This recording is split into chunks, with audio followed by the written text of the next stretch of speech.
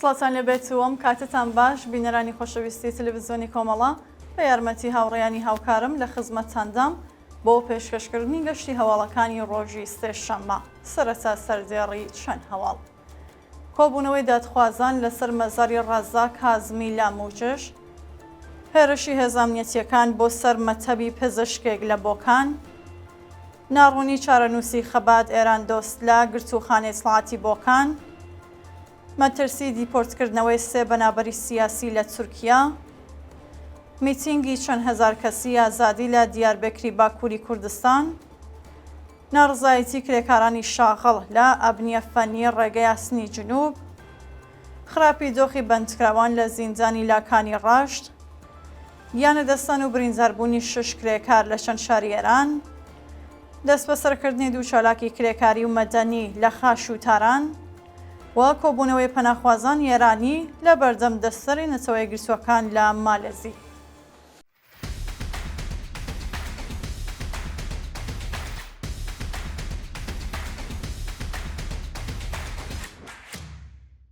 درێژە هەواڵەکان.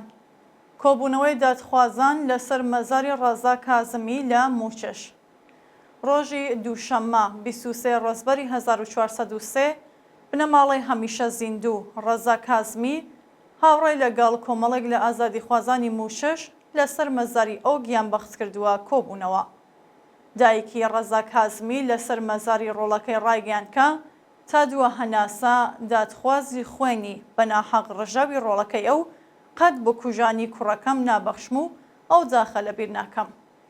بەشداربووانی ئەو کۆبوونەوە وێڕای ڕێزلێنان لە یاد و بیرەوەری ڕەزاق کازمی پەیمانیان لەگەڵ هاوسەکانیان نوێ کردەوە و بەڵێنیاندا درێژە دەری ڕێگای پڕ لە شانازی بن. جێگای ئاماژەیە کە ڕەزاق کازمی مەرمەنداڵی تەمەن 16 ساڵی خەڵکی موشش یەکی سەرماوەزی 1401 و لە ڕەوتی ناڕزایەتیەکانی شۆڕشی ژینا بە چەقەی ڕاستەوخۆی هێزەکانی سوپای پاسەران گیانی بەخت کرد بوو. هێرشی هێزانامەتیەکان بۆ سەر مەتەبی پزیشکێک لە بۆکان. ڕۆژی یەکشەممە 15 ڕەزبەر هێزانامەتیەکانی بۆکان هێرشیان کردە سەر مەتەبی پزیشکێک بە ناوی ئەمیر حەدادی و وێڕای پشکنینی ژوورەکە، مۆبایل، کۆمپیوتر و هاردیسکی دووربینەکانیان زەوت کرد. بە وتەی چالاکانی مەدەنی بۆکان لە ڕۆژانی ڕابردوودا ژمارەیەک لە پزیشکان و کادری دەرمانی ئەو شارە لەلایەن ناونجە ئەمنیەکانەوە بانکێشت و لێپرسینەوەیان لێکراوە. شایانی باسەکە کۆمەڵێک لە پزیشکان و کادری دەرمانی کوردستان ئەنجامی ڕێکخراوێکی سەربەخۆن کە لە سەردەمی شۆڕشی ژینا بە شێوەی نهێنی یارمەتی بریندارانیانەدا. ناڕوونی چارەنووسی خەبات ئێراندۆست لە گرتوخانەی سڵاتی بۆکان. خەبات ئێراندۆست شارۆمەندی خەڵکی بۆکان ماوەی 13 ڕۆژە لەلایەن ئێجارەی سڵاتەوە دەست بەسەر و چارەنووسی بە ناڕوونی ماوەتەوە. خەبات ئێراندۆست ڕۆژی چوارشەممە 11 ڕەزبەری 1403 لە هێرشی هێزەکانی ڕژیم بۆ سەر شوێنی کارەکەی لە شاری بۆکان دەست بەسەر و بۆ شوێنێکی نادیار ڕاگوێزرا. لە ماوەی 13 ڕۆژی ڕابردوودا بە دووەداچوونی بنەماڵەی ئەو بەندکراوە ئاکامێکی نەبووە و زانیاریەک لەسەر هۆکاری بەندکران و شوێنی ڕاگیرانی لەبەردەستانیە. مەترسی دیپۆرتکردنەوەی سێ بەنابەری سیاسی لە تورکیا. سێ پەنابەری سیاسی بەناوەکانی سیروان فەخری، فەحمید حسێنی و ڕەشاد محەممەدی ڕەوانەیە کەمپی دیپۆرتیەکانی تورکیا کراون و بڕیارە ڕادەستی کۆماری ئیسلامی بکرێن. بە پێزانیاریەکان سیروان فەخری پەناخوازی سیاسی کوردکە لەلایەن پۆلیسی تورکیاوە دەست بەسەر و بۆ کەمپی دیپۆرتیەکانی ئەو وڵاتە ڕاگوێزراوە. ناوبراو مافی پەنابەرگەتی کردبوو، بەڵام داواکاریەکەی لەلایەن حکوومەتی وڵاتەوە ڕەتکرابووەوە.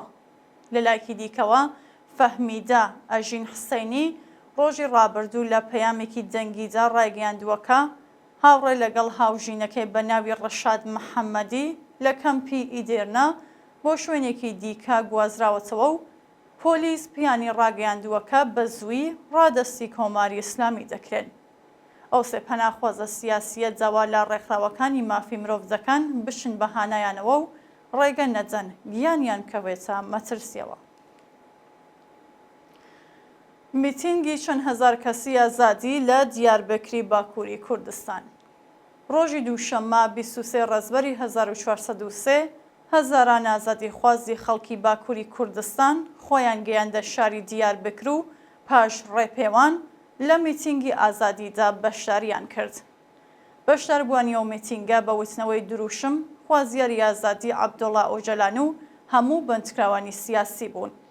خۆپێشاندەران هەروەها داوایان کرد دەوڵەتی تورکیا کۆتایی بە داگیرکاریەکانی لە باشوور و ڕۆژاوای کوردستان بێنێت و دانوستانەکانی ئاگربەز بە مەبەستی گەیشتن بە ئاشتی و ئارامی دەست پێ بکاتەوە. جێگەی ئاماژەیەکە ژنان بە ڕێژێکی بەرچاو لەو میتینگە بەشدار بوون و دروشمی ژن ژیان ئازادی و بژی بەرخۆدانیان بەرز کردەوە. ناڕزایەتی کرێکارانی شاغڵ لە ئەبنیەی فەنی ڕێگەی ئاسنی جنوب. ڕۆژی دووشەممە 23 ڕەزبەری 1403 کرێکارانی شاغڵ لە ئەبنیەی فەنی ڕێگەی ئاسنی جنوب لە ئاز نەزانی مەزەیە ناڕزایەتیان دەربڕی. بە وتەی کرێکاران ماوەی چەند مانگا بەڕێوەبەرانی شرکەت، پاداش، ئیزافەکاری و جەژنانەیان بە کرێکاران نەداوە و پەرسۆنەلی ئەبنیەی فەنی لە دۆخێکی سەختدا ژیان بەسەرەبەن. بە پێزانیاریەکان کرێکارانی ڕێگەی ئاسنی جنوب چەند جار لە ئاز نەزانی زاخوازیەکانیان ناڕزایەتیان دەربڕیوە، بەڵام هێشتا هیچ یەک لە زاواکاریەکانیان جێبەجێ نەکراوە. خراپی جۆخی بەندکراوان لە زیندانی لاکانی ڕاشت. بەپێ راپۆرتی کانونی مافی مرۆڤ ئێران، بەندکراوانی ڕاگیراو لە بەندی میساق لە زیندانی لاکانی ڕاشت لە جۆخێکی خراپدا دەژین و لە مافە سەرەتاییەکانیان بێبەشکراون. بەپێ ئەو راپۆرتە بەرپرسانی زیندانی لاکانی ڕەشت بەندکراوانی ئەو بەندەیان لە مافەکانی پەیوەندیگرتن و چاوپێکەوتن لەگەڵ بنەماڵە دەست ڕاگەیشتن بە دەرمان و ئیمکاناتی ڕەفاهی بێبەش کردووە.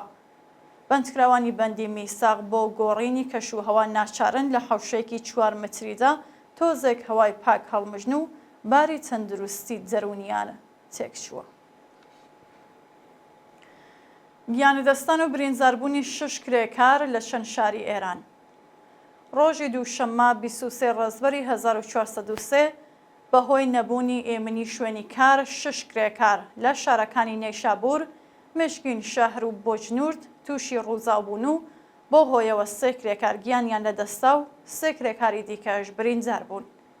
بەپێ راپۆرتەکان کرێکارێکی تەمەن 6 ساڵی کەندنی کارێز لە یەکێک لە گونجەکانی نەیشابوور لە کاتی کارکردندا بەهۆی ڕووچوون کەوتووەتە نێو بیرەکە و گیانی لەدەستاوە.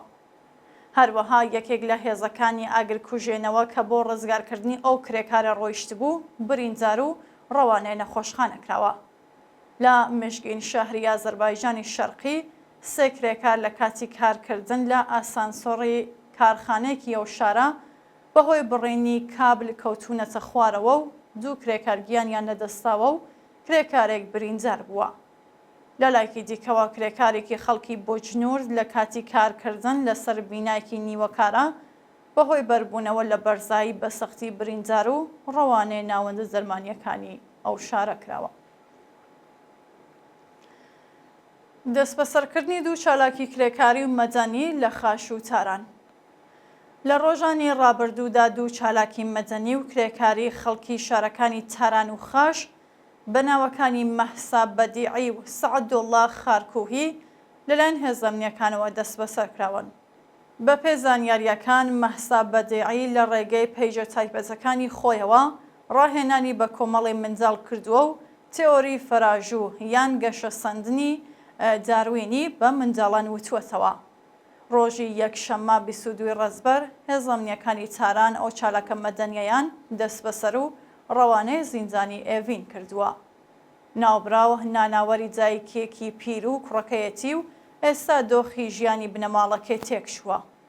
لەلایەکی دیکەوە ماوەی چەند ڕۆژە کرێکارێکی شاغڵ لە دوکانێکی مەکانیکی لە شاری خاش بە ناوی سەعەدوڵڵا خارکوهی تەمەن 33 ساڵ لەلایەن هێزەکانی ڕژیمەوە دەست بەسەر و چارەنووسی بە ناڕوونی ماوەتەوە. لە سێدارەدانی 6 بەندکراو لە زیندانەکانی شیراز و جیرۆفت. بەیانی یەکشەممە 23 ڕەزبەری 1403 حکمی ئاعزامی 6 بەندکراو با تۆمەتەکانی کوشتنی بانقەست و بازرگانی بە مادەی هۆشبەر لە زیندانەکانی شیراز و جیرۆفت جێبەجێکرا. بەپێی ڕاپۆرتەکان بەندکراوێک بە ناوی یونێز ئەختەر سەمەر بە تۆمەتی کوشتنی بانقەست لە زیندانی جیرۆفت ئاعدام کراوە. هەروەها 5 بەندکراو بە ناوەکانی ڕەزا نامداری، حسێن حەیدەری، کازم سەعدی پور، فەرهاد سەلیمی و عیززەت حەیدەری بە تۆمەتەکانی پەیوەندیدار بە مادەی هۆشبەر و کوشتنی بانقەست لە زیندانی شیراز لە سێدارە دراون. شایانی باسەکە ڕۆژی ڕابردووش حکومی ئەعزامی 2 بەندکراوی دیکە بە ناوەکانی عەلی شیروانی و فەرهاد سولەیمانی لە زیندانی شیراز جێبەجێکرا بوو. بانکەشتی محەممەد دەرویش بۆ دادگای انقلابی تاران. محەممەد دەرویش چالاکی ژینگە پارێزی خەڵکی تاران بە دوای سکاڵای شارەزاری ئەو شارە پەروەندەسازی بۆ کراوە و لەلایەن دادسەرای گشتی و انقلابی ئەو شارە بانکێش کراوە. بە پێ بڕیاری دادگای تاران ئەو چالاکە سەنفیە ئەبێ ڕۆژی سێشەممە 24 ڕەزبەر خۆی بە دادسەرای مێدیا و ڕایانە بناسێنێت. محەممەد دەرویش لەلایەن ناوەندە ئەمنیەتەکانەوە بە تەبلیغ دژی نیزام تۆمەتبار کراوە و پێشتریش 3 جار لەلایەن ئێدارای دەسەڵاتەوە بانکێشت و لێپرسینەوەی لێکراوە. کۆبوونەوەی پەناخوازانی ئێرانی لە بەردەم دەفتەری نەتەوە یەکگرتووەکان لە مالێزی. لە ڕۆژانی ڕابردوودا کۆمەڵێک لە پەناخوازانی ئێرانی دانیشتووی وڵاتی مالێزی لە بەردەم دەفتەری نەتەوە یەکگرتووەکان کۆبوونەوە و خوازیاری ڕوونکردنەوەی چارەنووسیان بوون. بە وتەی چالاکانی مافی مرۆڤ وڵاتی مالێزی ئەندامی کۆنڤاسیۆنی پەنابەران نییە و بۆ بۆنەوە دەیان پەنابەری ئێرانی ماوەی 10 بۆ 16 ساڵە لە وڵاتە گیریان خواردووە و لە دۆخێکی سەخت ژیان بەسەرەبەن. لە ڕۆژانی ڕابردوودا کۆمەڵێک لە پەنابەران بۆ دووهەمین جار لە بەردەم دەفتەری کۆمیساریای پەنابەرانی نەتەوە یەکگرتووەکان کۆبوونەوە و خوازیاری ڕوونکردنەوەی چارەنووسیان بوون. دووە هەواڵ مانگرتنی کرێکارانی معدەن لە ئیالەتی کویتەی پاکستان. ڕۆژی سێشەممە 23 ڕەزبەر کرێکارانی شاغەڵ لە معدەنەکانی ئیالەتی کویتەی پاکستان لە ناڕزایەتی بە نەبوونی ئەمنیەتی پیشەیی دەستیان لە کارکێشایەوە و مانیان گرت. ماوەیەک لەمەوبەر گروپێکی چەکدار هێرشی کردە سەر کرێکارانی شاغەڵ لە معدەنی بەردی خەڵوزی ئیالەتی کویتە و چەندین کرێکاری کوشت و بریندار کرد.